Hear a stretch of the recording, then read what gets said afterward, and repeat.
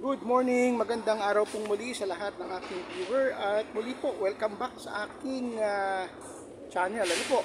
Pero bago ko po simulan yung aking bagong topic na ibabahagi sa inyo, nais ko muna pong magpasalamat sa aking mga bagong subscriber. Ano po? Sa lahat ng nag-subscribe sa aking channel, maraming salamat po sa inyo. At ganun din sa aking mga suking viewer at patuloy na nanonood sa aking mga video, ano. Ganito po, bago ko po simulan itong aking topic, nais ko muna pong bigyang linaw, ano po. May mga pagkakataon po kasi na yung ibang aking mga subscriber ay nagtatanong sa inyong lingkod. May mga pagkakataon na kapag nagtatanong sa akin ay agad-agad kong sinasagot, ano po. Pero may mga iba rin na nagtatanong, sinasadya ko pong hindi sagutin kasi unang-una may mga tanong na komplikado na kung saan kailangan ko munang makita at mabasa ang inyong mga dokumento sa lupa bago ko kayo mabigyan ng maayos at tamang sagot, ano po, na maaari nyong magamit sa inyong pag-aayos ng inyong mga dokumento sa lupa, ano po. Kaya muli po sa lahat ng aking viewer, kung may mga pagkakataon na kayo ay nagtatanong sa inyong lingkod at wala kayong nakukuhang sagot, yan po ang madalas sa dahilan. Ayoko po kasing pangunahan na bigyan kayo ng sagot na walang katiyakan. Ano po? Pero ganun pa man, may ibang paraan para matulungan ko kayo at mapaglingkuran. Ano po? So muli po, ang topic po na aking ipaglilingkod sa inyo sa umagang ito o sa araw na ito ay may pinamagatang LRA Lot Status Certificate. Mahalaga po kasi na bigyan ko kayo ng maayos na paliwanag. Ano ba ang LRA Lot Status Certificate? Saan ba ginagamit ang nasabing certification? At tama ba na sa tuwing mag-aayos ng dokumento ng lupa ay kailangang palaging magre-request o hihingi ng lot status certificate mula sa LRA?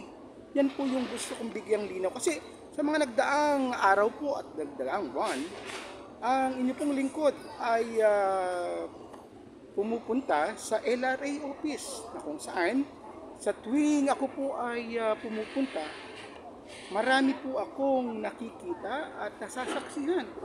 At ang iba pa nga ay aking nakakausap. Ano po? Ang tanong ko sa kanila, anong dahilan kung bakit nasa LRA office sila? Ang sagot, madalas, gaya ng inyong lingkod, sila ay magre-request o kukuha ng lot status certificate. Sa dahilang, kailangan daw nila para maayos ang kanilang dokumento sa lupa. Pero ang isang nakakalungkot na karamihan sa kanila ay galing pa sa malalayong probinsya.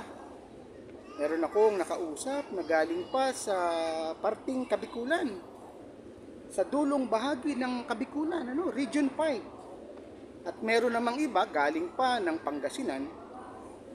At yung iba galing pa sa ibang malalayong lugar, ano po. Ngayon, bakit ko sinabi nakakalungkot na pangyayari? Kasi ganito po, sila po ay agad-agad na nagpunta sa LRA sa layuning mag-request ng LRA Lot Status Certificate. Gaya halimbawa nung aking mga kausap na mga Bicolano. Nung sila po ay naririnig ko nag-uusap sa salitang lingwahe nila, salitang Bicol, alam niyo po ang inyong lingkod ay isa ring Bicolano. Kaya hindi ko po natiis na tanungin sila. Ang sabi ko, ano po ba yung sadya nyo dito sa LRA? Ang sagot sa akin, sabi daw sa kanila ay kumuha at mag-request ng lot status. Ang sumunod na tinanong ko sa kanila, kanino nyo po nalaman na dapat kayong kumuha? Sino po ang nagsabi sa inyo na para maayos nyo ang inyong dokumento sa lupa ay kailangan ng lot status certificate mula sa LRA? Ang sagot sa akin ay yun daw kasi ang sabi ng kanilang kakilala. Pero inyo po nakakalungkot kasi sa isang simpleng advice, pinaniwalaan, ngayon itong naniwala, gumastos, nagpagod, at ang resulta ay wala. Walang magandang resulta. Bakit? Kasi mali po yung pamamaraan nila. Ano pa po ang ibang nakausap ko? Isang halimbawa, meron akong nakausap na taga Pangasinan. Ang sabi niya sa akin, siya daw ay napag-utusan ng kanyang magulang na mag-request ng lot status certificate para maayos daw nila yung kanilang dokumento sa lupa. Ngayon, ang tanong ko doon sa taga Pangasinan, ano ang basihan? Bakit sinabi ng magulang mo na kailangan kumuha ng lot status galing sa LRA? Ang sagot sa akin, yun daw kasi ang payo doon ng mga kamag-anakan. Ngayon, nung tinignan ko po ang mga dokumentong dala, ang dala ng taga Pangasinan ay isang authorization letter at mga lumang dokumento. Maging ang mga Bicolano kong kausap ko, ganun din. Bagamat may dalang dokumento, kaya lang, luma, halos hindi na mabasa. Ngayon, ang nakakalungkot pa, sa isang simpleng advice, naniwala sila. Ngayon pong araw na ito, yan po ngayon ang lilinawin ko sa inyo. Bibigyan ko po kayo ng maayos na paliwanag para hindi po kayo agad-agad mapasubo. Lalong-lalo na yung ating mga kababayan na nasa mga malalayong probinsya. Panoorin nyo po tapusin ang video ito sapagkat ito po ay malaking tulong sa inyo. Ano po? Ang isa pong paraan sa pag-aayos ng inyong mga dokumento sa lupa, kung halimbawa dumating sa pagkakataon na ang inyong minanang lupa o nabiling lupa ay gusto nilang ayusin, tandaan po ninyo ang unang-una niyong dapat gawin. Kung halimbawa kayo ay may pinangahawakan ng mga dokumento, kaya lang may kalumaan, hindi po masama yan. Tama po na ingatan nyo at itabi ang mga nasabing dokumento. Pero tandaan nyo po, sa tuwing kayo ay mag-aayos ng inyong dokumento, lalo pat sa ngayong kasalukuyang panahon, tandaan nyo na dapat na ang mga kailangan ninyong dokumento ay palaging bago. Hindi po kasi tatanggapin at hindi magiging kapakinabang yung mga dokumentong luma. Ang binabasihan po palagi ay bago. Anong ibig ko pong sabihin para maintindihan nyo? Halimbawa po, kayo ay may lupang mana at ang mana nyo ay walang titulo, tax declaration, dapat tandaan niyo na ikuha nyo muna ng bagong kopya mula sa inyong assessor office. At nang sa ganon, makita nyo yung inyong pinangahawakang lumang dokumento kung pareho ang detalye doon sa bago nyong nakuha. Kasi alam niyo po, madalas sa tagal ng panahon, kapag ang isang dokumento ng lupa ay umabot ng 10 taon, 15 taon, nababago po yan. Gaya halimbawa ng tax declaration, meron po silang tinatawag na revise, na re-revise, nababago. Alin ang binabago? Madalas, yung tax number, yung ARP number. Ano po? Ngayon, once na kumuha kayo ng bagong tax declaration, dyan yung may kukumpara kung ang inyong pinangahawakang lumang dokumento ay tugma. Tugma. Nakikita nyo na tama ang pangalan, kung sino nakapangalan sa lumang tax declaration, dapat ganun din ang pangalan sa bagong tax declaration. Maging sa sukat ng lupa. Kung halimbawa nung panahon na ang tax declaration nyo ay 1970 o 80, halimbawa ang area ay 2 hektarya, dapat sa bagong tax declaration parehas, tugma. Halimbawa, paano kung may pagkakaiba sa sukat? Okay lang po yan. Hindi niyo po dapat problemahin yan. Ang importante, nananatili sa pangalan kung sino man ang nakapangalan dun sa lumang tax declaration. Ganyan po yan. Ano po? O paano naman po halimbawa kung may titulo kayong pinangahawakan? Kaya lang, ang titulo nyo ay 1940, 1950, 1960, 1980. Ganyan po ha? Dapat ikuhan nyo muna po yan ng certified copy ng title sa RD. Ano po? Kasi kailangan nyo pong munang makita kung walang nabago. Maraming iba-ibang dahilan. Minsan, ang mga dokumento ay nagbabago. Kaya palagi nyo pong kailangan kumuha ng bagong dokumento. Ano po? O ngayon po, simulan na po natin. Paano nga ba ang pag-request o pagkuha ng isang dokumentong LRA Lot Status Certificate mula sa LRA? Ano po? Hindi po kasi tama na agad-agad pupunta kayo, tapos sasabihin nyo, magre-request kayo, tapos wala kayong dalang dokumento. Kasi may mga dapat po meron kayong mga basihan, meron kayong batayan kung kailan kayo dapat kumuha. Ngayon, ano ba yung isang pinaka-importanting batayan sa pagkuha ng isang Lot Status Certificate mula sa LRA? Una po, ito po tandaan nyo. Kung ang inyong lupang minana ay walang titulo, tax declaration lang, ikukuha nyo po ng bagong tax declaration, ha? Once na makuha nyo po ng bagong copy ng tax declaration mula sa inyong assessor office, ang susunod nyong dapat gawin ay pupunta po kayo sa DENR Penro. Bakit? Kasi doon po, kailangan nyong mag-request ng lot status. Lot status din po ang kailangan nyo. Bakit? Kasi gaya po ng paliwanag ko sa aking maraming video, ang isang paraan sa pag-ayos ng lupa, halimbawa sa pagpapatitulo, ang isang batayan ay ang isang lot status certificate.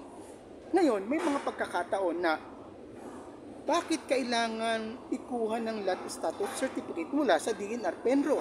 Kasi po, diyan matitrace, makikita kung yung lupang inyong gustong i-apply ng titulo ay pwede pa. Wala pang titulo, wala pang nagtangka o nag-apply ng pre-patent. Yan po ang silbi ng lot status. O halimbawa po nag-request na kayo ng lot status certificate sa DENR Penro. At ang naging resulta po ng inyong lot status certificate ay gaya po nitong aking hawak. Kung mapapansin nyo, galing po ito sa DENR. Ayan po, receive. At dito po, kung mapapansin nyo, ang inyong lingkod nakapangalan sa akin. Dahil ako nag-request, natural, pangalan ko yung lalabas. Ano po? Ayan, Dear Mr. Aldaya. Nakalagay dito, please be advised to secure a status certificate of old survey such as LRC, blah blah, at Land Registration Authority, Quezon City.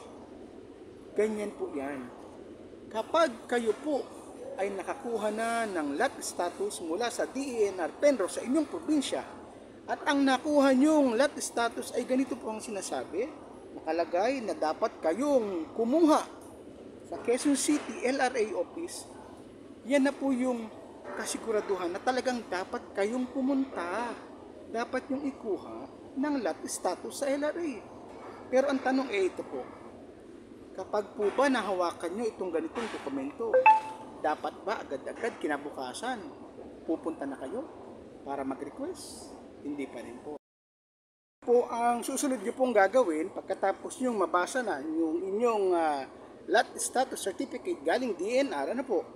Ang susunod nyo pong pupuntahan ay DENR Region Office.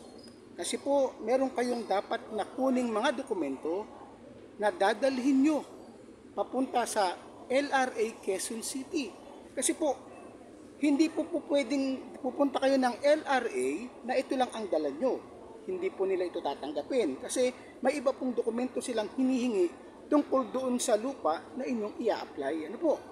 Ngayon, halimbawa, pumunta na kayo sa inyong DENR Region Office. Ano ang gagawin nyo ron? Magre-request po kayo. Magre-request po kayo ng cadastral map at saka lot data computation. Ano po? Yan pong dalawang dokumentong yan na po ngayon yung inyong dadalhin sa LRA. Pero tandaan nyo po kapag kayo po ay nag-request ng cadastral map, ang ibang tawag CM, sa madaling tawag CM, cadastral map, at lot data computation, tandaan nyo po siguraduhin nyo po na yung inyong dokumentong kinuha galing sa region office ng DENR ay merong tatak, sinertify. Kasi kapag yan po ay walang tatak ng certified, hindi na i-certify ng DNR na pinanggalingan, hindi po tatanggapin ng LRA. Ibabalik po sa inyo. Ngayon, kayo naman, kung halimbawa galing pa kayo sa malalayong probinsya, edi kailangan nyo rin bumalik ng probinsya para magpa-certify lang. Kaya ganun po yan. Dapat tandaan nyo po na certified copy yung makukuha nyo. Ngayon, halimbawa po ha, kung kayo ay nasa Kabikulan, halimbawa, kukuha kayo kumuha na kayo ng ganito, ng lot status. Halimbawa, Penro, halimbawa, Penro Sipukot o Goa. O pagkakuha nyo nito, ang DNR region office po sa Legazpi, doon kayo kukuha niyan. Ang kagandahan po sa DNR Legazpi, kapag kumukuha ng dokumento, ay automatic na po nilang tinatatakan ng certify. Sine-certify na agad. Ano po? Kaya ko po binanggit niyan kasi may mga iba pong DNR office na kapag humihingi ng ganyang dokumento, hindi po sine-certify. Kailangan pang sabihin. Kaya alin pong halimbawa nung sinasabi kong DNR na hindi sila automatic na nagtatatak ng certify, ay halimbawa po kung kayo ay nasa Calabarzon at halimbawa nag-request kayo ng lot status sa 13 DNR Penro.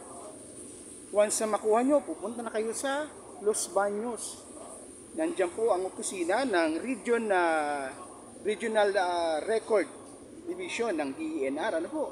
At madalas po, kapag nandiyan kayo, kapag hindi nyo nabanggit na ang kailangan nyo ay gagamitin sa LRA, hindi nila tinatatakan, hindi nila sinesertify. Kaya pinapaalala ko po na huwag nyong makalimutan, ipa-certify nyo.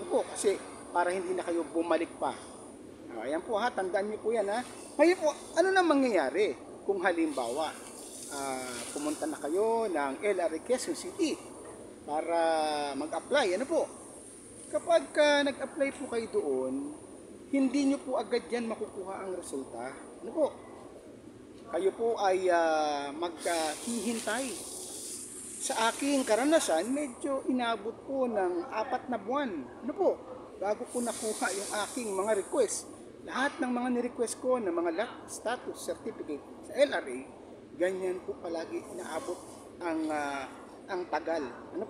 Kaya kung halimbawa taga-probinsya kayo, magre-request kayo ng LRA lot status, once na na-file nyo na, maglaan kayo ng mga ilang buwan bago kayo bumalik. Ganyan po yan. Ngayon, ano po ba ang itsura ng sinasabing LRA lot status? Ito po yan.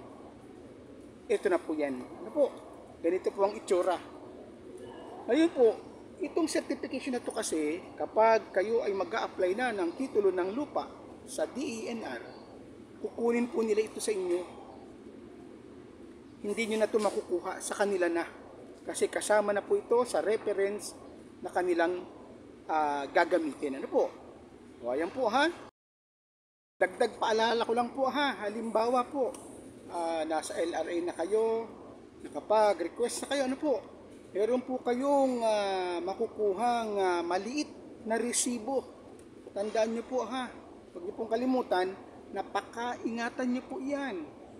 Kasi may mga pagkakataon po na may mga nakakasabay ako sa LRA nung kanila nang kukunin ang resulta ng kanilang certificate, hinahanap sa kanila yung mga inasabing resibo. Ang problema, hindi na makita, nawala na. Kaya yung pong gustong kumuha ng result, walang naging maayos na resulta. Hindi niya nakuha, kaya umuwi siyang sayang. Ganyan po yan. Kaya dapat po, ingatan niyo po. Hanggat maaari, once na makuha nyo ang resibo, ay kunan nyo ng litrato, kunan nyo ng picture, o di kaya magpa-xerox kayo ng ilang beses. Ngayon po, ang isa pa pong maaari ko sa inyong ipaalala, sa lahat po ng nakakapanood ng aking video, lalong-lalo na yung mga nasa malalayong probinsya, ang inyo pong lingkod ay maaaring tumulong sa inyo. Sa paano pong paraan? Halimbawa, meron na po kayong nakuhang lot status certificate galing ng DNR. At kayo rin po ay nakakuha na ng cadastral map at lot data computation. Ibig sabihin, pwede na kayong pumunta ng Manila. Ano po? Kung dumating yung pagkakataon na wala kayong panahon, o di kaya hindi nyo na kayang magbiyahe ng malayo, at kayo po'y walang ibang sadya, kundi yun lamang, yung pagpunta sa LRA, ano po? Ang good news po ay ito, maaari po ako sa inyong tumulong. Maaari ko po kayong tulungan sa paraan na ako po ay maaaring mag-request ng inyong kailangang dokumento sa LRA. Ano po? Ngayon, paano po natin yan gagawin? Simple lang po yan. Mag-message po kayo sa akin at sasabihin ko sa inyo kung ano yung mga pamamaraan na gagawin natin. Ano po? Kasi po, may mga nakaraan po akong mga kliyente, at ang aking mga kausap pa nga po ay mga opisina ng mga assessor office. Ang aking kausap ay mismong head ng isang assessor office, sa isang probinsya, na sa tuwing may mga kailangan silang lot status certificate sa LRA, sa akin po nila ipinapakisulog. Ipinapadala po nila sa akin at ako na po ang kumukuha, at once na nakuha ko na ang result, ipinadadala ko na lang din po sa kanila. Sa ganung paraan ay hindi na po sila maaabala dahil nga, sabi ko nga, lalo't may mga trabaho at may mga gawain na ibang pinaglalaanan. Ano po? Ganyan po ha. So sana po muli po ang video kong ito ay nakatulong pong muli sa lahat. At muli po, hanggang sa muli po.